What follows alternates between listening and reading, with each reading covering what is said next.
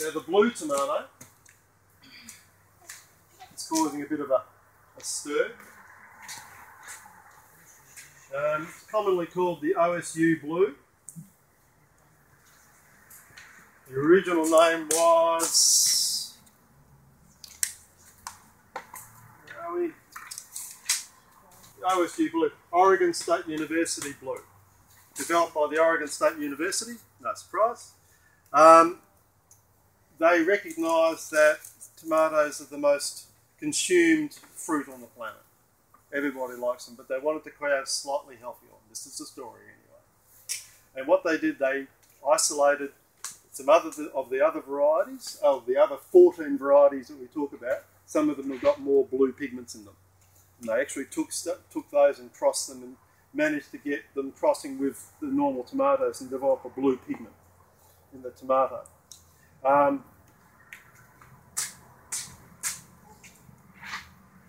Tomato's about that size, and it goes totally blue where the sun hits it.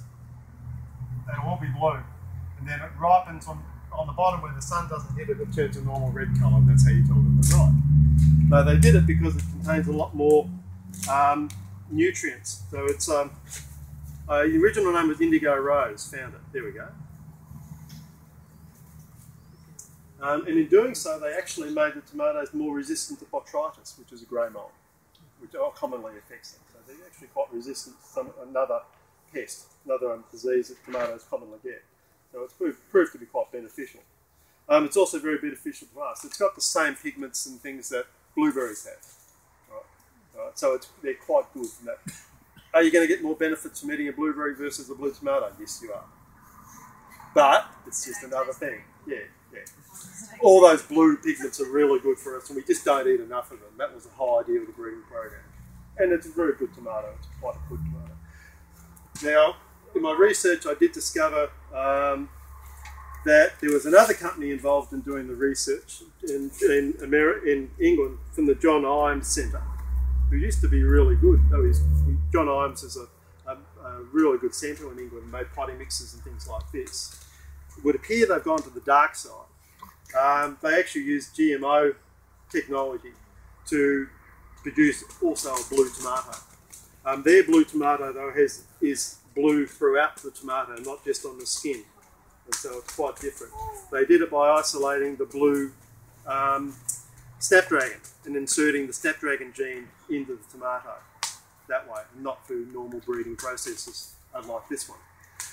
So I wouldn't recommend that one. So if you come across any controversy in blue tomatoes, that'll be where it stems from. The ones that produce the pigment only on the outside, absolutely fine, no problems. And they're the only ones we'll produce here. All our plants are actually open pollinated, and so we don't have any problems with, we don't do GMs and all those sorts of things. It's not in our interest to do any of that sort of stuff. So they're all open pollinated stock. So from a backyard point of view, if you put in an OSU Blue, saving the seeds for next year, is there anything would you need to isolate the flowers once they're pollinated? Do you need to hand pollinate them? Hand pollinating is always a good idea, and we certainly do it here when we're collecting the seed as much as possible. Tomatoes, though, are a funny little bunch of plants. They almost, as soon as the flowers open, they almost cross themselves. They're that type of plant. Almost self-pollinating to a huge extent. So if you put one together like that, you could get some crosses, and we'd recommend that. That'd be great. Get some more varieties. That'd be fantastic. So in your backyard situation, if you've got 4 or 5 tomatoes in there, they're very unlikely to actually end up with an OSU Blue, and you could get a drift of blue into another one. Yeah, absolutely. No problem. Yeah. If you want to keep your seed pure, just isolate it.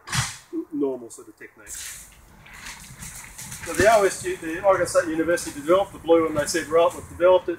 Are we going to patent it? No, they didn't patent it. They said, here, world, have a blue tomato. Open pollination.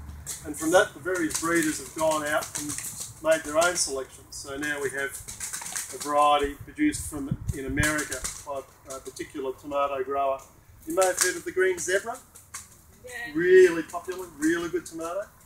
Well, the guy, he's produced a lot of different individual tomatoes over the years. Green Zeb was one of his famous ones. And he's doing that. He's also produced Fahrenheit Blue. That's one of his.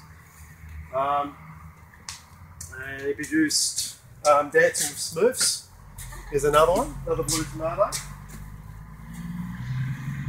And Blue Pits. And Blue Pits is more. It goes very dark initially. You can see it even. You can see on some of the fruit and the ones in the igloo, they're actually starting to turn just a little bit blue now. But once they're fully ripe, they go more red. So they're a little bit different again. Again, all open pollinated stuff. So all the Smurfs do, because we bought the Smurf one the other week, will Yep. that do the same thing where it's blue where the sun hits it, red on the bottom? Yep. And that's how we'll look for it? Yep, they look really good. When the tomato's looking down on the top of the tomato, like that, where you've got your the star of the actual, where the actual the remnants of the flower are.